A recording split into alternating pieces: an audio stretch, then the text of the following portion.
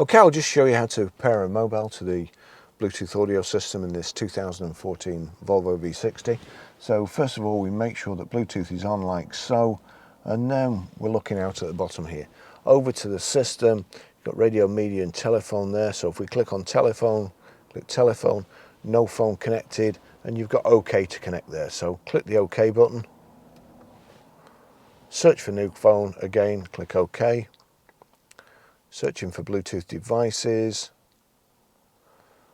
Oops, I should be looking over here, sorry. Got distracted by that lady there.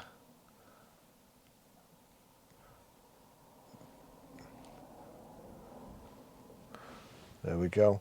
So turn the rotary control, Barry's iPhone 12, you'll see here.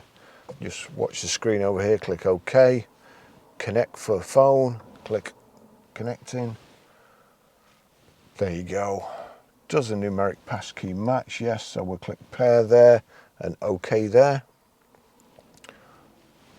Allow contacts and favourites to sync, allow, and there we go, my V60 connected.